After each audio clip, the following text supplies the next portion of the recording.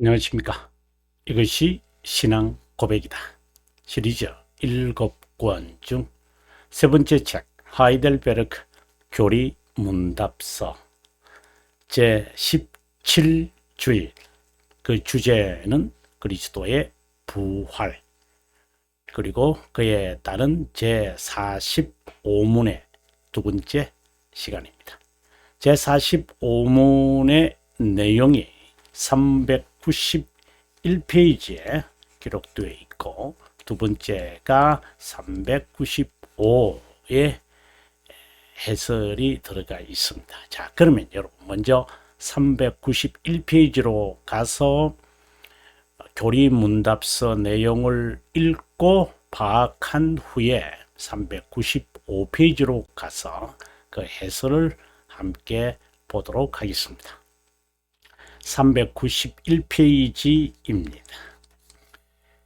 그리스도의 부활이 우리에게 준 유익은 무엇인가? 첫째, 죽음을 이긴 그분의 부활로 인해 그분은 그분의 죽으심으로 우리를 위해 구입한, 또 다른 말로는 속량한, 이렇게 되겠습니다. 속량한 공의에 우리를 참여시키고, 다시 말해서 칭의를 말합니다. 둘째, 그분의 권능으로 우리는 새 삶을 살게 한다. 거룩한 삶을 말하게 됩니다. 그 다음에 세 번째입니다. 끝으로 그리스도의 부활은 우리에게 복된 부활의 하나의 확실한 담보물이 된다. 그래서 우리가 정리를 하면 칭의, 거룩한 삶, 그리고 우리의 소망, 확신이죠. 그래서 우리가 요약이 될 것으로 봅니다. 그러면 395페이지로 가도록 하겠습니다. 예, 395페이지로 왔습니다.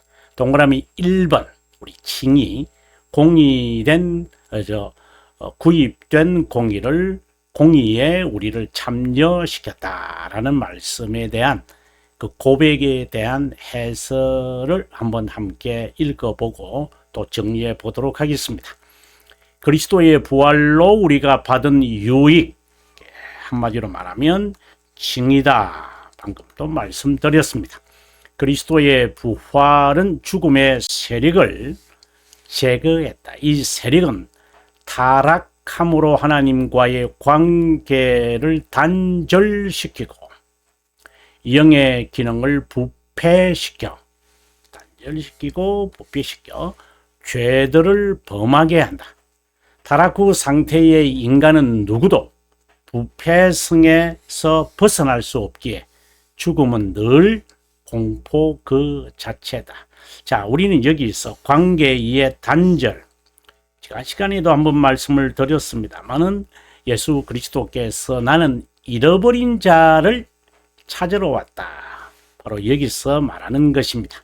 하나님과의 관계가 단절된 사람들을 주께서 찾으러 오셨다. 다른 말로 한다면 선택된 자를 말하는 것입니다.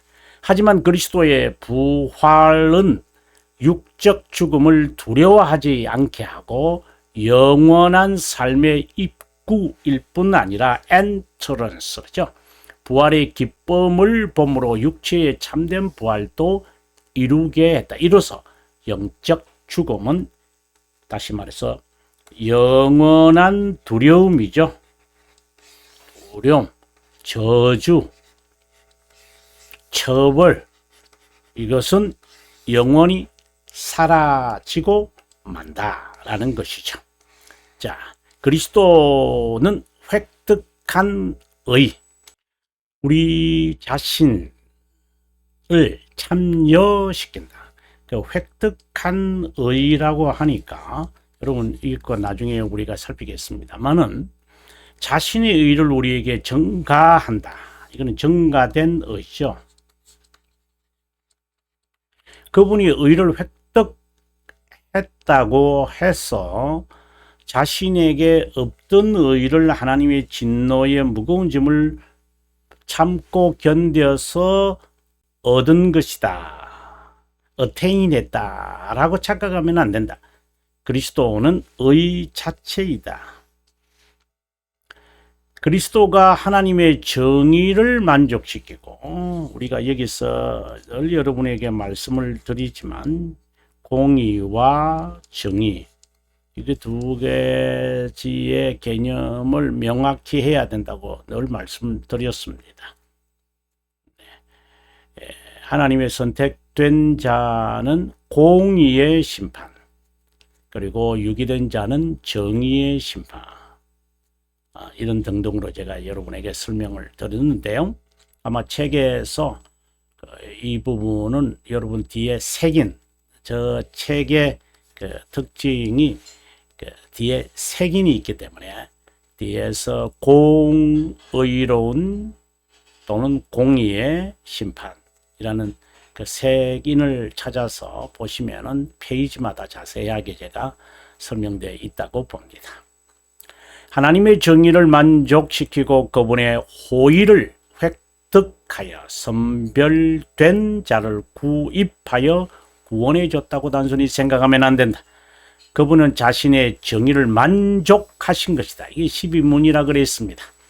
하이델베르크에는 12문, 아주 중요하다고 했습니다. 37문과 그리고 60문, 61문까지도 뭐 포함시키면 좋습니다.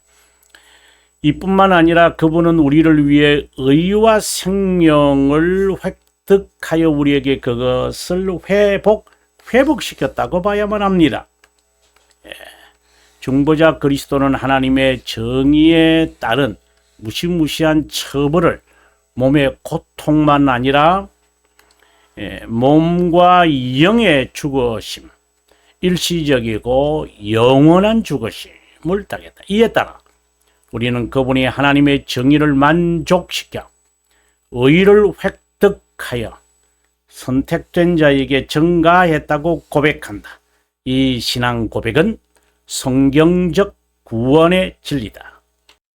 그렇지만 의 자체, 즉 공의로운 그리스도께서 없던 의를 획득한 것은 아니다. 제가 지금 강조하고 싶은 겁니다. 인간 측면에서 볼 때에 우리를 위해 획득했다. 이렇게 고백이 되거든요. 율법을 준수 순정함으로 의를 획득할 수 있는데 타락 후의 상태에서 누구도 의의 획득은 전적으로 불가능하다. 그리스도는 선택된 자를 위해 율법에 따른 처벌, 이거는 이제 정의에 대한 것이죠. 선택된 자에게 자비함을 베풀었다. 이 내용은 여러분 아다시피 벨지카 16장과 그리고 20장에 나오는 내용이죠. 자, 이런 표현은 인간 측면에서 훨씬 이해하기 쉬운 것이다. 하나님 측면에서 볼 때 의 자체이신 분이 영혼에서 작정된 자비함을 선택된 자에게 베풀기 위해 공정한 방식으로 또는 공의로운 심판을 받아 자기의 의를 전가했다고 표현한다. 그래서 우리는 획득 불가능한 의를, 이제 인간의 측면의 표현이죠. 그래서 획득한 의라고 이렇게 우리가 굳이 말하는 것은 이건 인간 측면이라 했잖아요. 그죠? 인간 측면인데 이렇게 굳이 말하는 것은 우리가 이렇다라고 하는 것을 지금 말하고자 하는 거죠. 그리스도 자체가 하나님이시로 이제 the righteousness 잖아요. the righteousness. 그죠? 그리스도 자체가 의신데, 이것이 우리가, 그래서 어떤 경로로 우리에게 전가되었는지를 이제 설명하는 것입니다. 우리가 진리를 해석할 때 제가 늘 이제 측면을 늘 고려해야 합니다. 이건 하나의 원리입니다. 하나님 측면과 인간 측면입니다. 이게 헷갈리면 안 됩니다. 하나님의 얼굴이라니까 이것은 인간적 고백 묘사 기술입니다. 하나님의 얼굴이 어떻게 있어요? 하나님의 영이신데요. 이렇게 이제 늘 염두에 두면서 하나님의 얼굴을 비추시고라고 민수기 6장에서 아론의 그 복을 말할 때의 의미가 무엇인지를 이제 우리가 감지할 수 있죠. 진리는 일관적이어야지 이 부분에서는 이렇게 저 부분에서는 저렇게 설명해서는 안 된다. 언제든 구원의 진리를 바르게 해석하여 적용하려면 하나님의 측면, 인간의 측면, 1원인과 2원인 여러분 이걸 여러분께서 일단 정리는 하셔야 합니다. 방금 제가 성경 그 해석 원리 중에서 이제 하나님 측면 방금 말씀드렸죠. 인간 측면이 있다 라고 했다면 이것이 제1원인이다. 이것은 제2원인이다. 이렇게 관련을 가지면 좋습니다. 또 2원인은 1요인이 있고 제1원인이 있다는 거죠. 제2요인이 있다. 이것은 믿음이고 이것은 그리스도의 구속 사역이다. 이것은 하나님의 작정이다. 이제 이렇게 이제 이런 다이어그램을 이제 마음에 떠올리면서 성경을 읽으셔야 돼요. 이제 이 부분의 해석은 요한복음 3장 16절에 관한 내용이라고 여러분에게 누차 말씀을 드렸습니다. 또 인간이 의지적인 믿음으로 또는 자유의지로 이렇게 말했을 때는 선과 악을 선택하는 의지 아닙니다. 이런 개념이 아니고 자유의지라는 것은 자발적, 자원적, 제멋대로 자의적 이 개념입니다.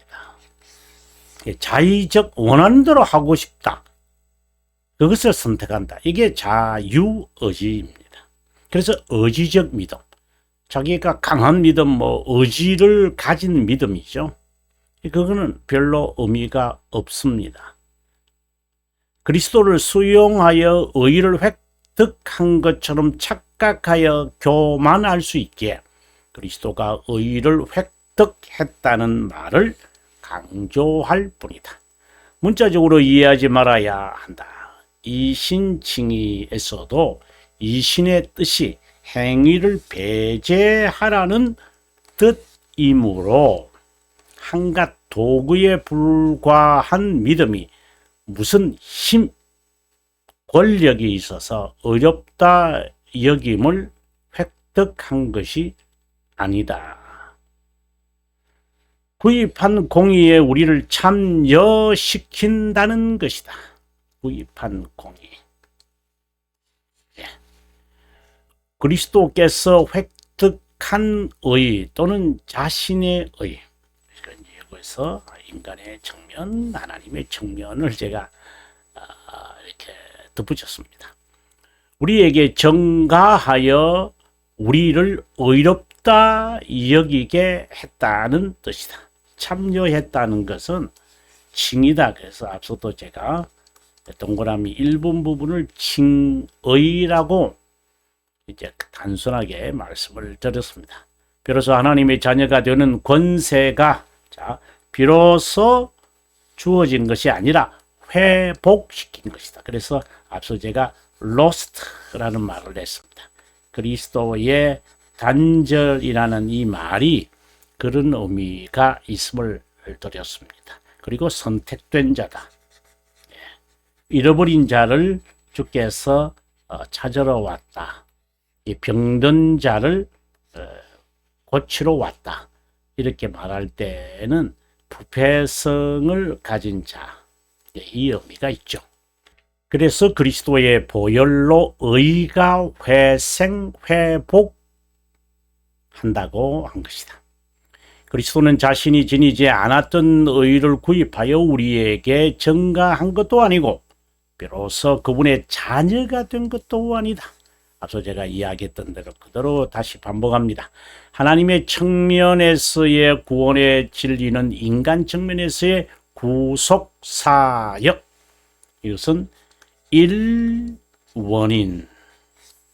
이것은 이 원인의 이 요인이 되겠죠. 영혼에서 선택한 자녀의 신분, 그들의 고향인 하늘나라 당자처럼 회복하는 것이지, 시간에서 구속사역으로 우리가 그분의 자녀가 비로소 된다거나 하늘 소망을 마침내 갖게 된 것은 아니다.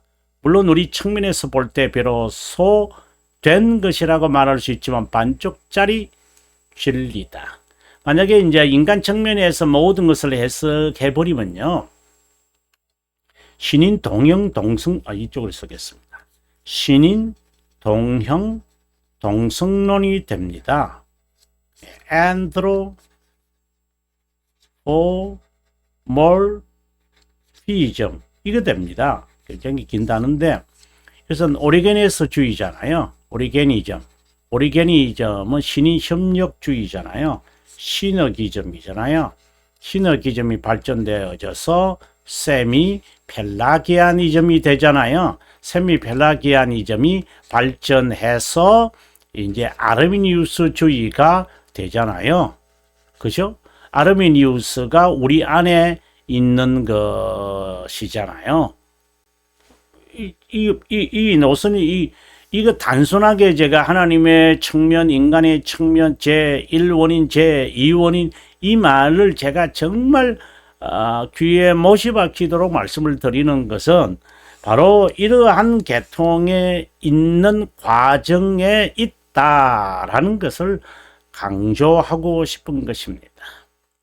근데 이것이 강조되어야 될 또 다른 이유는 우리의 삶이요. 여러분, 신앙생활을 하시면서 자신도 그렇지만 변화되는 사람을 보셨습니까? 교회 출석은 변화됐죠. 좀 잦아졌다. 교회 봉사에 가끔 이따금 간혹 참여한다. 열심을 낸다. 얼마나 지속하던가요? 그렇잖아요. 아니 그리고 완벽한 사람 있나? 예, 있습니다. 없다고 하면 안 돼요. 그래서 이러한 모든 것들을 이제 해결하려고 인간 중심으로 어쨌든 동기부여시키는 일들을 감리교파, 즉 다른 말로 한다면 아르미니우스파들이 그런 계략을 많이 꾸미고 장꾀를 많이 부리죠. 그것이 그렇게 하지 말고 본래 성경이 우리들에게 순종을 요구하는 명령을 내릴 때 그 말씀의 노선을 따라 우리가 서면 자연스럽게 순종이, 자연스럽다면은 좀 부담스러운데, 역경과 난행 고행하면서 그냥 억지로가 아니라 이는 귀결적인 것이 아니냐 하면서 자발로 순종한다, 이 말을 드리고 싶어요. 실제로요. 이 삶입니다. 결국은 이 삶이 바뀌어지는 그것을 위해서 우리가 이렇게 꼼꼼하게 살펴야 합니다. 구입한 공의는 죄들의 사면을 말한다. 그 칭의와 대체할 수 있는 게 죄들의 용서잖아요. 죄 없다는 법정 선언이다. 비록 죄들을 범했고 범하고 범할 것이지만 죄인으로서 우리가 볼 때는 죄를 범했고 범하고 범하니까 하나님이 보실 때는 그런 진행 과정이 있을 수가 없죠. 예. 여러분, 이 부분이 좀 중요하니까 오늘 여기서 강의를 마치겠습니다. 397페이지네요. 여러분, 397페이지 다음 시간에 여러분과 함께 할 것을 약속드리고 오늘 저는 여기서 인사드리겠습니다. 그리고 남아있는 시간 행복하시기를 바라고 긴 시간 동안 함께 해 주셔서 고맙습니다.